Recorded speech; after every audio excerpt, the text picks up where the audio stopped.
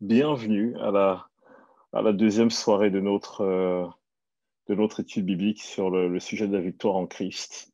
Et déjà, avant qu'on aille plus loin, est-ce qu'il y a des personnes qui ont des questions par rapport à ce qui était partagé la fois dernière pour ceux qui étaient présents? Est-ce que vous voulez revenir sur quelque chose ou vous avez la possibilité de poser des questions? N'ayez pas peur. Donc, est-ce qu'il y a quelque chose qui vous revient à l'esprit? Je suppose que si dans 20 secondes, je n'ai pas de réponse, alors ça veut dire qu'il n'y a pas de question. Non? OK. Ben, écoutez, c'est top. On va pouvoir aller beaucoup plus vite. Donc, la fois dernière, là, ce soir, alors, c'est Laurent, c'est toi qui es l'animateur ce soir. Euh, OK. À un moment donné, j'aurais besoin de partager justement l'écran. J'espère que vous n'allez pas voir tout le bazar qu'il y a sur mon bureau, même virtuel. Donc, j'aurais besoin à un moment donné de partager mon écran et tu peux commencer l'enregistrement si tu le souhaites. Ça y est, ça tourne, et puis je te donnerai la main. OK, super.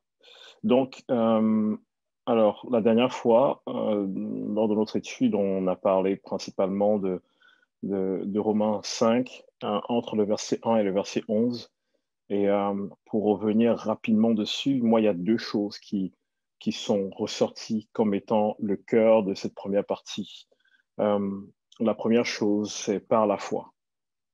Par la foi, ce bout de phrase-là.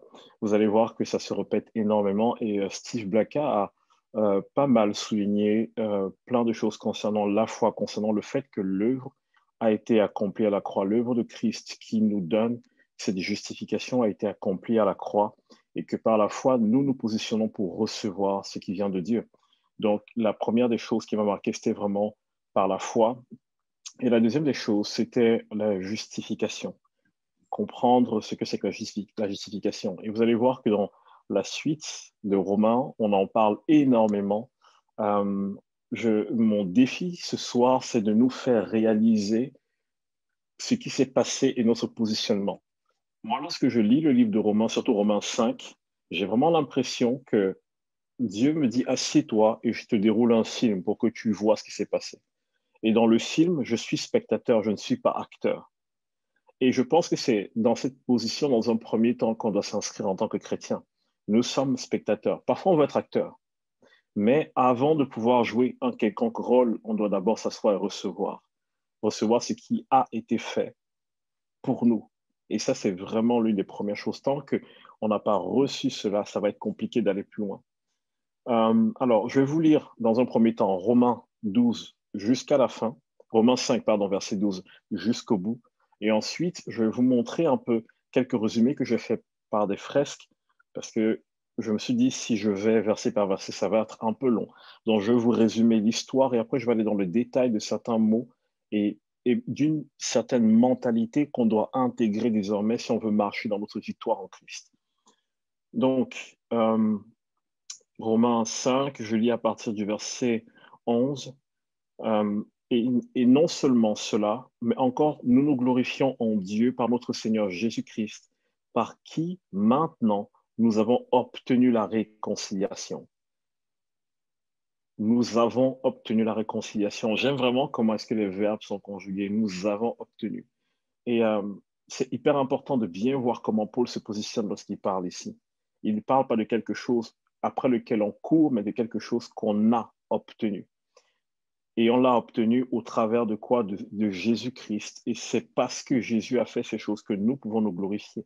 Donc, non pas en nous, mais en Christ. C'est pourquoi, comme par un seul homme, le péché est entré dans le monde et par le péché, la mort, et qu'ainsi la mort s'est étendue sur tous les hommes parce que tous ont péché. Car jusqu'à la loi, le péché était dans le monde. Or, le péché n'est pas imputé quand il n'y a point de loi.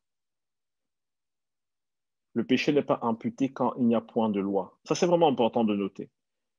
Si vous allez sur une île déserte qui n'appartient à personne, vous ne pouvez être accusé de rien du tout parce qu'il n'y a aucune loi qui régisse ce qui se passe sur cette île.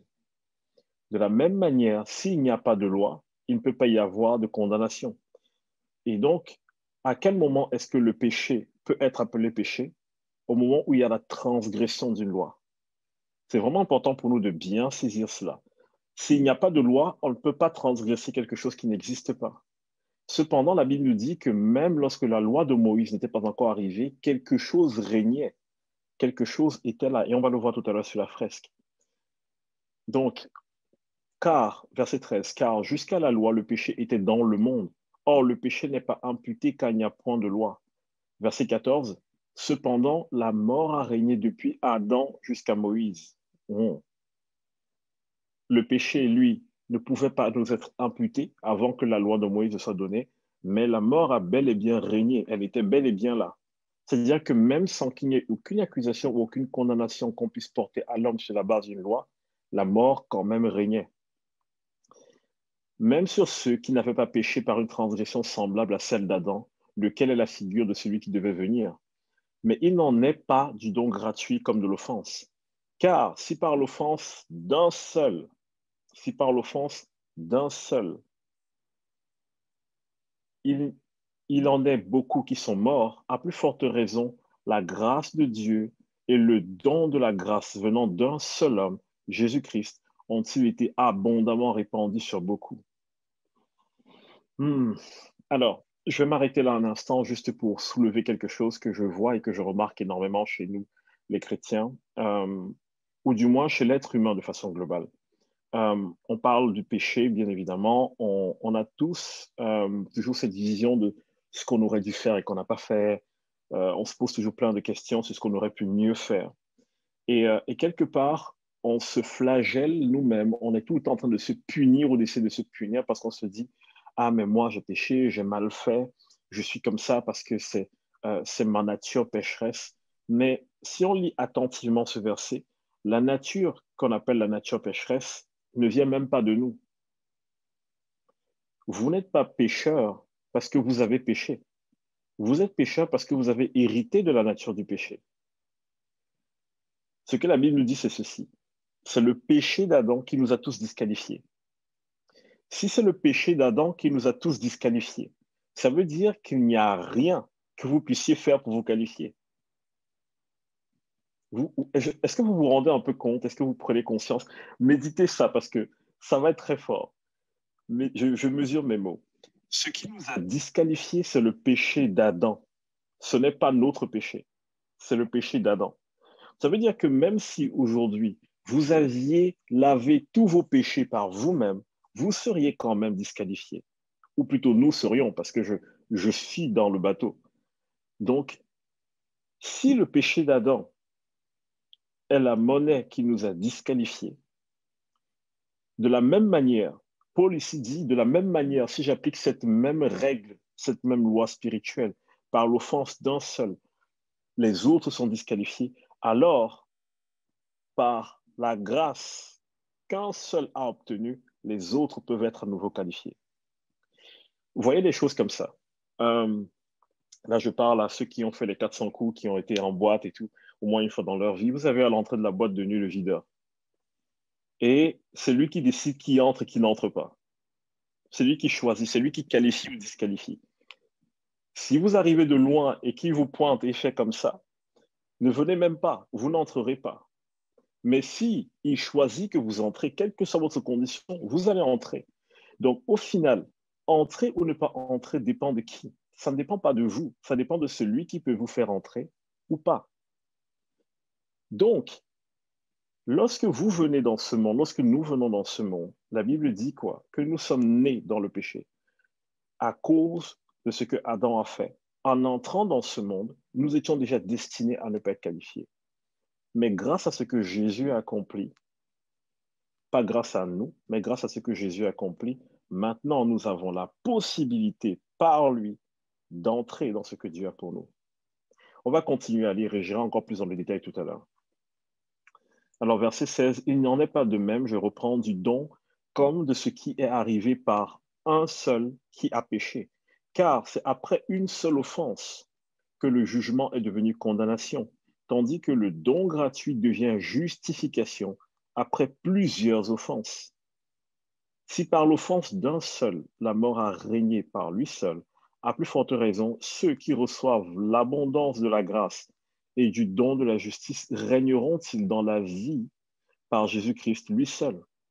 Ainsi donc, comme par une seule offense, la condamnation a atteint tous les hommes, de même, par un seul acte de justice, la justification qui donne la vie s'étend à tous les hommes. Car, comme par la désobéissance d'un seul homme, beaucoup ont été rendus pécheurs, de même par l'obéissance d'un seul, beaucoup seront rendus justes. Je fais exprès de marquer des temps pour qu'on s'imprègne vraiment. Or, la loi est intervenue. On va revenir sur ça. Verset Jean reviendra dessus plus tard. C'est une toute autre partie. Regardons juste, concentrons-nous juste sur ce qu'on a lu jusqu'ici. Je sais que c'est très technique, c'est très, il y a des détails subtils à capter et, euh, et c'est vraiment très technique. J'aimerais lire une autre version que je trouve tout aussi intéressante, la version Summer. Et j'aimerais lire un peu comment Summer formule certains versets, parce que c'est ultra intéressant, vraiment ultra intéressant de voir en fait comment c'est amené. Alors, est-ce que mon navigateur est bien s'ouvrir? Oui. Alors, nous sommes en Romains 5. Euh, si je commence au verset 15. Mais il y a une différence entre la faute d'Adam et le don gratuit de Dieu. Voici comment est-ce que euh, le verset 15 dans ce commence. Mais il y a une différence entre la faute d'Adam et le don gratuit de Dieu. En effet, si la faute d'un seul a eu pour conséquence la mort de beaucoup, à bien plus forte raison, la grâce de Dieu accordée gratuitement par un seul homme, Jésus-Christ, a surabondé pour beaucoup. Quelle différence aussi entre les conséquences du péché d'un seul et le don de Dieu. En effet, le jugement intervenant à cause d'un seul homme entraînait la condamnation, mais le don de grâce intervenant à la suite de nombreuses fautes a conduit à l'acquittement. Car si, par la faute commise par un seul homme, la mort a régné à cause de ce seul homme, à bien plus forte raison, ceux qui reçoivent les trésors surabondants de la grâce et le don de la justification régneront-ils dans la vie par Jésus-Christ lui seul. Ainsi donc, comme une seule faute a entraîné la condamnation de tous les hommes, un seul acte satisfaisant à la justice a obtenu pour tous les hommes l'acquittement qui leur donne la vie. Et j'aime particulièrement cette version, elle est un peu plus, le français un peu plus clair à comprendre. Il y a quelque chose qu'il faut vraiment qu'on arrive à saisir ici. Nous sommes nés dans le péché parce que nous sommes descendants par la chair d'Adam. Et donc, nous sommes pécheurs parce que Adam a péché. Donc, si je reprends ce même principe, qu'est-ce que ce passage est en train de vouloir nous dire? Si nous sommes pécheurs parce que Adam a péché, ça veut dire que qui sont les justes? Ceux qui ont assez bien fait ou ceux qui sont justifiés parce que Jésus est juste? Est-ce que vous voyez un peu la notion d'héritage? Le péché d'Adam a contaminé tout le monde, mais le don de la grâce manifestant en Jésus-Christ peut contaminer tout le monde aussi. On reçoit une nature, c'est quelque chose qu'on reçoit. Donc, si nous recevons, la Bible dit que celui qui règne dans la vie, il règne comment? Il règne par deux choses, l'abondance de la grâce et le fait de recevoir le don de la justification. Donc, ça veut dire que c'est quelque chose qu'on reçoit. Et j'ai envie de vous dire ceci. J'ai beaucoup réfléchi, je me suis toujours posé une question, je me suis toujours dit, qu'est-ce qui fait dans ma vie que j'ai l'impression que parfois je peux rater ma destinée avec Dieu ou parfois je peux être rejeté par Dieu? Qu'est-ce qui peut faire que parfois j'ai cette peur de ne pas être accepté? C'est parce que ce principe que je suis en train de souligner et que je répète encore et encore n'est pas un acquis et parfois on peut l'oublier. Ça veut dire quoi? Lorsque parfois on vient prier ou on se tient devant Dieu, je pense que souvent dans notre mentalité ou dans notre vision des choses, on essaie de s'évaluer et de voir à quel point ce qu'on a fait ou n'a pas fait a pu être agréable à Dieu. Quand, par exemple, quelque chose ne marche pas dans notre vie, c'est clair qu'il faut se poser des questions pour savoir ce qu'il faut mettre en place. Mais souvent, nous allons porter une forme de condamnation en nous disant, c'est normal que ça m'arrive parce que j'ai dû pécher, j'ai dû faire ceci, j'ai dû faire cela. Et même si c'est la conséquence de notre erreur. Parfois, on pense que c'est Dieu qui est en train de réagir à ce que nous avons fait. Mais la Bible nous dit qu'en réalité, aujourd'hui, qu'est-ce que Dieu étend à tous les hommes? La grâce. Et il dit, celui qui reçoit ça avec abondance régnera dans la vie. Pour vous illustrer ce point, je vais vous prendre une petite vidéo. Et c'est peut-être à ce moment que j'aurai besoin. Je ne sais pas si je peux partager mon écran. OK. Je t'ai Je nommé pense que là, je co-animateur. peux. Est-ce que ça marche? Alors, tac, tac, tac, share screen. Alors, ça a l'air de marcher. Super. Il me demande juste de valider.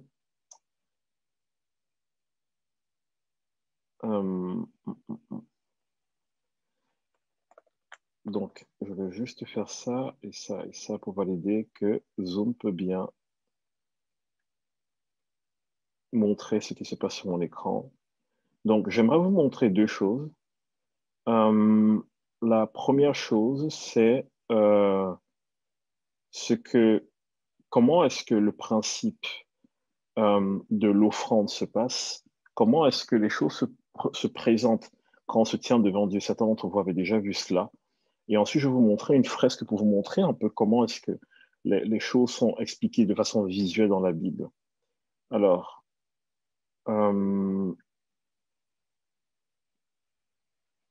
si vous n'entendez pas le son, ce n'est pas grave, c'est ce qui se passe en image qui, pour moi, est intéressant. Donc, ce que vous voyez ici, c'est une personne, ça c'est toujours l'exemple que j'aime prendre, une personne qui a commis un péché. Et cette personne, vu qu'elle a commis un péché, elle vient pour demander pardon pour son péché.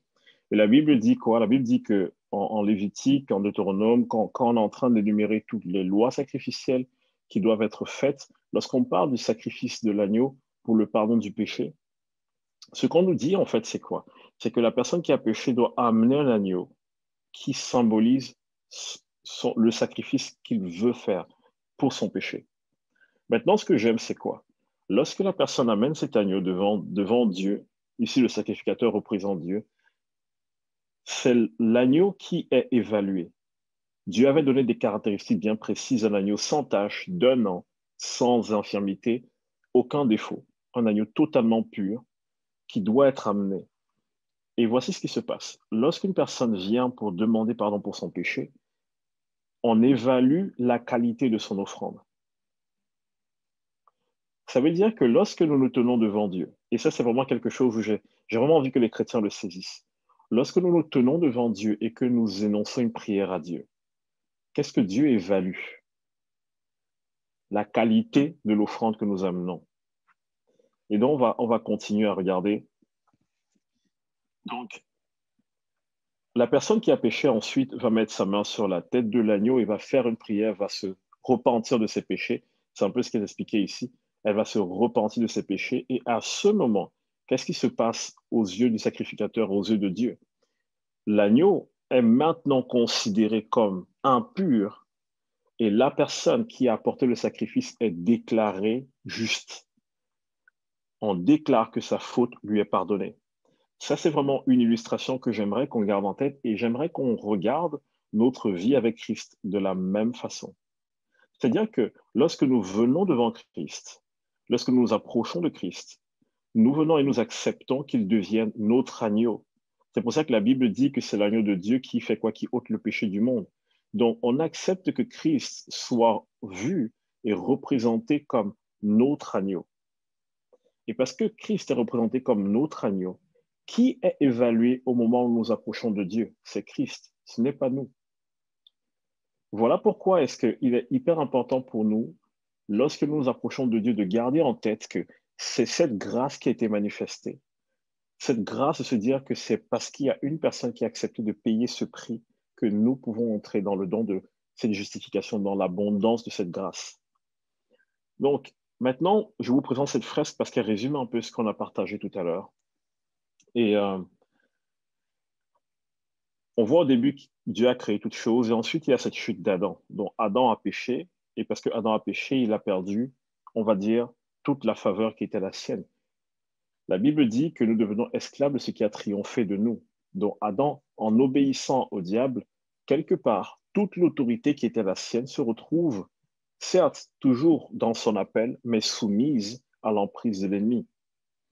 Et la Bible nous dit que pendant tout le temps, entre le moment où Adam a chuté et le moment où la loi est intervenue au temps de Moïse, il n'y avait pas de condamnation pour le péché parce que la notion de péché n'existe que s'il y a une loi. Mais il n'y avait pas une loi qui régnait sur la terre. Cependant, il y a quelque chose qui était là et qui régnait. Ce n'était pas la destruction liée au péché, mais quelque chose régnait quand même sur la terre. La Bible nous dit que par la désobéissance d'un seul, le péché est entré dans le monde. Et qu'est-ce qui a suivi le péché quand il est entré dans le monde? Imaginez ça un peu, vous ouvrez la porte pour qu'une personne entre et en entrant, elle ramène quelqu'un que vous n'avez pas souhaité. Quand le péché est entré dans le monde, la mort l'a suivi. La mort est entrée dans le monde. À ce moment, nous sommes devenus sujets à la mort. Et donc, on se rend compte que même dans la période de vie où la loi n'était pas encore donnée, le règne de la mort était déjà effectif. Et donc, c'est à ça que nous avons tous été assujettis, dans notre corps, dans notre âme et dans notre esprit. Et la Bible dit même que par nos offenses, nous étions morts. On vivait dans notre corps, mais on était mort ou dans notre esprit. Et Dieu envoie Jésus qui vient et qui va mourir à la croix pour nous. C'est super important parce que lorsque nous regardons ce que Jésus a fait à la croix, je ne sais pas si nous nous rendons compte de toute la richesse et la profondeur de ce que Jésus a accompli à la croix. La Bible nous dit que à la croix, Jésus a pris nos fautes, il a pris nos fardeaux, il a pris nos maladies, il a été crucifié pour ces choses. Et le troisième jour, Jésus est ressuscité d'entre les morts. Et au moment où il est ressuscité, qu'est-ce qui s'est passé? Il a eu la victoire sur la mort. Ça veut dire que le règne qui était même au-dessus du péché, qui était le règne de la mort, à ce moment-là est terrassé par ce que Jésus a accompli à la croix. Ça veut dire que maintenant, nous qui étions morts par nos offenses, nous avons cette possibilité d'avoir accès pleinement à Dieu. Pourquoi? Parce que quelqu'un a déjà vaincu la mort. Donc, reprenons l'exemple de tout à l'heure. Maintenant, qui est à la porte et qui choisit qui entre et qui sort? C'est Jésus. Et si Jésus vous prend et vous dit que vous pouvez entrer, ce n'est pas basé sur ce que vous voulez, mais c'est basé sur les personnes que lui, il accepte. Et tout à l'heure, je vous disais qu'en lisant la première partie de Romains, il y a quelque chose qui revenait régulièrement, la phrase par la foi. Et aujourd'hui, qu'est-ce que Dieu nous demande comme monnaie d'échange? La foi. Celui qui met sa confiance dans l'œuvre que Christ a accomplie à la croix, est sauvé. Quiconque croit dans son cœur et confesse de sa bouche est sauvé. Donc, la Bible nous dit non seulement nous sommes sauvés, non seulement le sang de Christ nous purifie de tout péché, mais en plus de ça, la Bible nous dit maintenant que nous sommes justifiés devant Dieu. Ça veut dire que lorsque Dieu nous regarde, ce n'est pas qu'on n'a rien fait de mal, mais c'est qu'on est déclaré juste. Une fois de plus, parce que Jésus a fait quelque chose et non pas parce que nous avons fait quelque chose. Une fois de plus, parce que c'est l'obéissance de Jésus qui nous rend juste et pas notre obéissance. Nous, par la foi, nous nous mettons juste au bénéfice de ce que Jésus a accompli. Maintenant, j'ai envie de vous montrer cette deuxième illustration. Et après, on va terminer et prendre un temps de prière. Et cette deuxième illustration, pour moi, elle est hyper importante. Au début, Dieu a créé Adam et Ève, et à un moment donné, il y a eu une chute. Adam et Ève ont eu des enfants, et le temps passant, on voit que la nature du péché, la condamnation, est transmise de père en fils, ainsi de suite. Donc là, juste mis des noms qui sont marquants pour que vous ayez une illustration. Par exemple, après le déluge, si vous lisez l'histoire de Noé, vous allez voir que la même bénédiction que Dieu a libérée sur Adam et Ève, il l'a libérée sur Noé. Ça veut dire que après le déluge, il y a eu une deuxième chance qui a été donnée à l'humanité. Et pour ceux qui ont suivi le sermon d'il y a 2 semaines par rapport à l'arche, vous vous rendez compte d'une chose. L'arche est une représentation de qui? De Christ. Et Noé était où? Il était dans l'arche. Il était dans le bateau. Donc nous sommes où? Nous sommes en Christ. Donc, voyez un peu cette illustration. Et après le déluge, qu'est-ce qui se passe? Il y a une deuxième chance qui est donnée à l'humanité. C'est une illustration de ce qui allait se passer avec Jésus. Ceux qui sont en Christ entrent dans quoi? Dans cette deuxième chance qui est donnée à l'humanité. Et si vous regardez comment est-ce que la généalogie évolue, on arrive jusqu'au point de David, qui plus tard a un descendant qui est Joseph, et qui a une épouse qui s'appelle Marie. Maintenant, il y a quelque chose qui est intéressant. Marie et Joseph ont eu des enfants. Mais avant ça, la Bible nous dit que le Saint-Esprit a engendré Jésus en Marie. Il y a quelque chose d'important à noter ici. Jésus est un nouveau départ pour l'humanité. Si vous regardez la conception d'Adam et la conception de Jésus, c'est quasiment la même chose. Dieu a pris de l'argile, il a pris de la terre, il a conçu un corps et ensuite il a soufflé l'esprit en Adam. Et voilà comment Adam est né. Jésus a été conçu à partir de quoi? L'esprit a été mis où? En Ève. En Marie, pardon. Marie est ici la représentation de l'image de ce qui est terrestre, de ce qui est humain. Donc, Dieu reprend le même schéma. Il crée un être humain et il lui insuffle quoi? L'esprit.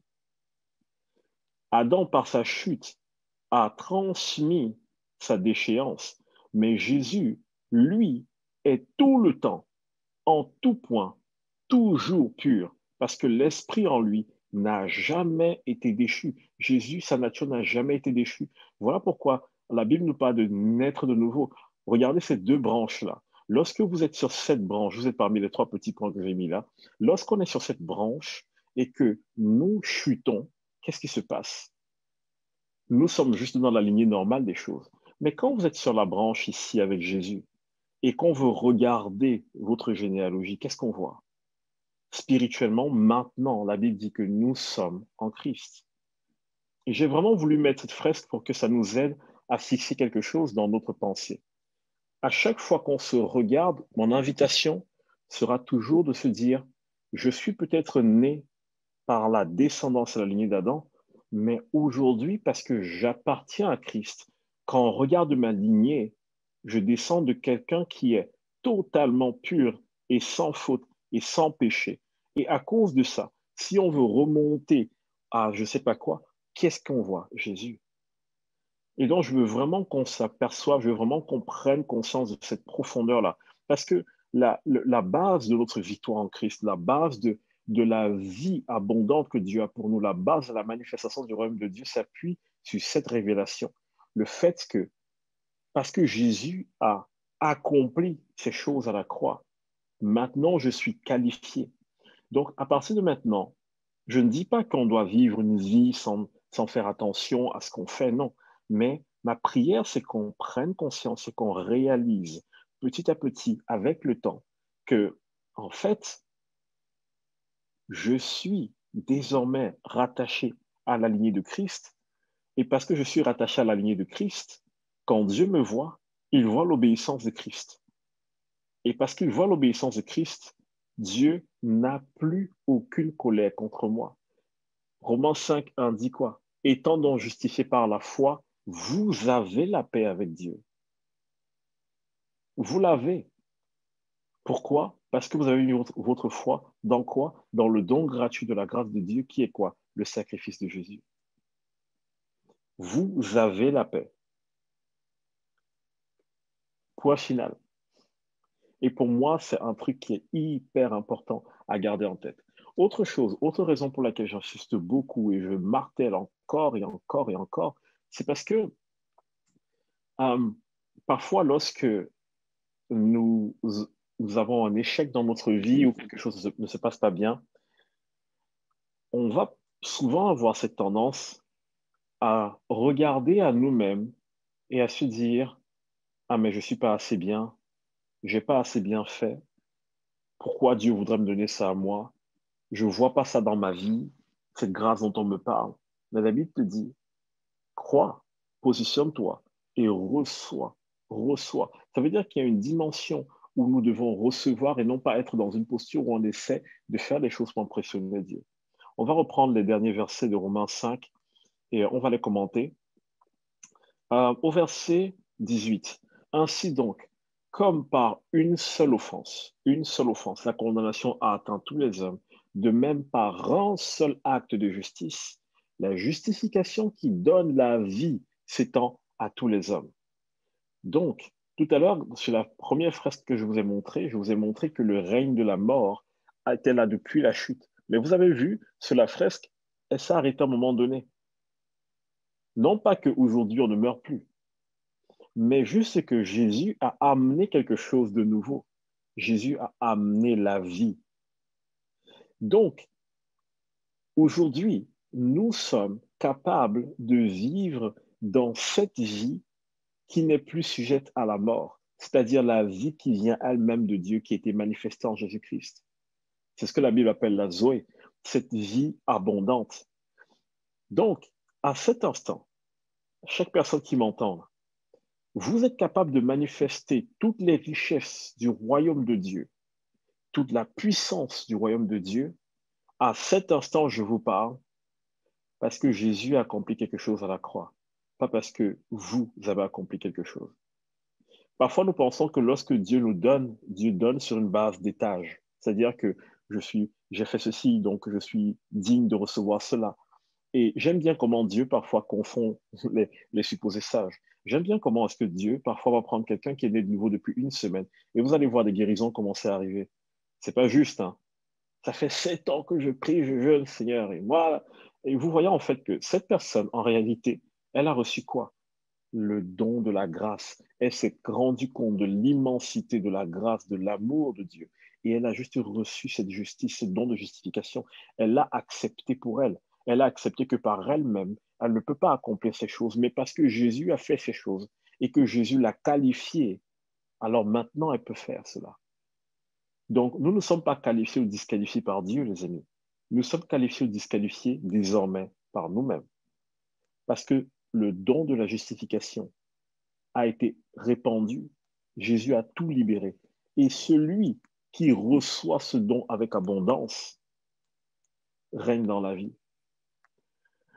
Maintenant, verset 19. Car comme par la désobéissance d'un seul homme, beaucoup ont été rendus pécheurs, de même par l'obéissance d'un seul, beaucoup seront rendus justes. L'obéissance d'un seul, c'est qui? C'est Christ. Vous voyez au final que tout est centré sur Christ. Le secret de ma victoire, c'est de prendre conscience de ce que Christ a accompli, qu'il a mis à ma disposition, que je saisis par la foi. Et si je saisis avec abondance ce don qui m'est fait, je vais régner dans la vie. Donc, je ne sais pas comment l'illustrer autrement. Peut-être que Steve amènera peut-être des détails de cela la prochaine fois, Steve Blacka. Mais j'ai envie de vous dire ceci. Lorsque dans un domaine de ma vie, je ne vois pas la percée, je ne me dis pas tout de suite, Dieu ne veut pas que j'ai cela. Je me pose deux questions. Est-ce que je reçois toute l'abondance de la grâce qui est liée à ce que je veux? Et est-ce que dans mon cœur, je suis dans la disposition pour porter cela? Parce que maintenant, j'ai compris que le problème, ce n'est pas Jésus, le problème, ce n'est pas Dieu. Par la foi, est-ce que je me saisis de ses promesses et je décide de vivre selon ses promesses? Cette question, gardons-la en suspens et j'espère que ça va nous aider à réfléchir dans notre vie globale, des fois où on ne voit pas cette percée arriver. Il y a tellement de choses à dire là-dessus et je pense qu'on aura certainement des questions et encore, on reviendra sur plein de choses dans les prochaines semaines. Mais pour moi aujourd'hui, je ne peux pas tout aborder, mais la question essentielle, c'est vraiment ces choses-là. L'abondance de la grâce et le don de la justification, c'est un don. Ça se reçoit, c'est un don. Verset 20. Or, la loi est intervenue pour que l'offense abondât. Mais là où le péché a abondé, la grâce a surabondé. Laissez-moi formuler la chose ainsi. Si je ne peux pas dire que quelque chose est péché quand il n'y a pas de loi, ça veut dire qu'au moment où une loi arrive, la loi révèle ce qui est péché. La loi révèle ce qui est mauvais. Lorsque nous essayons de vivre par la loi, nous ne pouvons jamais recevoir le don de la justification. Pourquoi? Parce que le principe de la loi, c'est quoi? C'est de juger nos actions et donc de nous pointer vers ce qui ne marche pas. Vous ne serez jamais convoqué dans un tribunal parce que vous êtes un bon citoyen. Vous serez toujours convoqué dans un tribunal parce que quelque chose ne va pas dans votre façon de fonctionner. Et donc, vous vous rendez compte que chaque fois que la loi est énumérée, chaque fois que la loi est révélée, l'objectif de la loi, c'est quoi? Ce n'est pas de justifier l'homme. Donc, personne ne peut être justifié devant Dieu s'il marche par la loi. L'objectif de la loi, c'est de révéler ce qui ne va pas. La loi est bonne, elle est parfaite, mais l'objectif de la loi, c'est de révéler ce qui ne va pas. Donc, imaginez lorsque vous êtes tout le temps sous la loi ou dans la mentalité de la loi, de la condamnation, ce qui sort de vous ou ce qui entre en vous ne pointe que sur ce qui ne va pas. Voilà pourquoi fixer son regard sur la loi ne peut pas nous sauver. Ça ne peut pas racheter nos péchés. Ça ne peut pas nous rendre purs. Parce qu'on verra ce qui ne va pas. Et on va entrer dans un cycle de condamnation. Et on va essayer de faire encore plus par nos propres forces.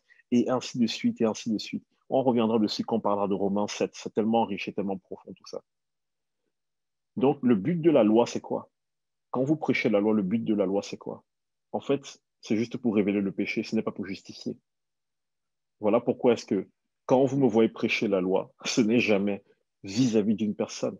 Parce que Jésus n'est pas venu nous sauver au travers du message de la loi, il est venu nous sauver au travers de la manifestation de la grâce de Dieu. Et il nous a donné l'abondance, le don de la justification. Verset 21. Donc, or, là où, là où le péché a abondé, la grâce a surabondé, afin que, comme le péché a régné par la mort, ainsi la grâce régna par la justice pour la vie éternelle, par Jésus-Christ notre Seigneur. La grâce règne par quoi? Par la justice. Quelle justice? La justice de Christ, la justice de Dieu, ce qui est accompli à la croix. Donc, si je dois faire un petit résumé de tout ce qu'on a partagé aujourd'hui, c'est un point essentiel, un point très essentiel. Nous étions déchus parce que nous descendions d'Adam. Et à cause de ça, nous avons perdu toute autorité, toute capacité à vivre la vie que Dieu avait pour nous. Mais à cause de notre déchéance, aucun d'entre nous n'était assez capable, n'était assez bien pour restaurer, pour inverser la balance. Et il y a cette loi qui dit que si un seul faute, tous fautent, mais si un seul est trouvé juste, il peut racheter les autres. Ce principe, on le voit, comme je l'ai dit tout à l'heure, dans le principe du sacrifice qu'on amène devant le sacrificateur. Si le sacrifice, si ce qui est mis en avant est jugé digne et bon, alors la personne qui offre le sacrifice est acceptée. Donc, à cause de notre déchéance, on ne pouvait pas entrer en cela. C'est pourquoi Dieu a dit, très bien, je vais envoyer un autre Adam dans le monde. Je vais envoyer un deuxième Adam. On repart de zéro. Et lui, toute votre vie va reposer sur lui. S'il rate sa mission, vous êtes fichu. Mais s'il réussit, quiconque met sa confiance en lui est racheté et est considéré de la même manière qu'avant la chute. C'est-à-dire, il a à nouveau accès à la vie du royaume de Dieu. Et Jésus est arrivé et a triomphé. Je devrais vous voir en train de sauter derrière vos écrans parce que je pense qu'on ne se rend pas compte de ce que ça veut dire. Vous vous rendez compte, en vous couchant ce soir, dites-vous que chaque fois que Dieu vous regarde, Dieu dit, hé, on est en paix. Jésus a déjà vaincu ces choses et tu lui fais confiance. Nous sommes en paix. Viens, viens, on est en paix. S'il y a quelqu'un ce soir qui avait peur de s'approcher de Dieu, qui s'approchait de Dieu avec crainte, dans le sens avec peur, avec terreur et frayeur, ce n'est pas vous, ce n'est pas votre sacrifice qui vous qualifie. C'est ce que Jésus a accompli. Et j'ai vraiment envie que chacun d'entre nous prenne vraiment conscience de cela.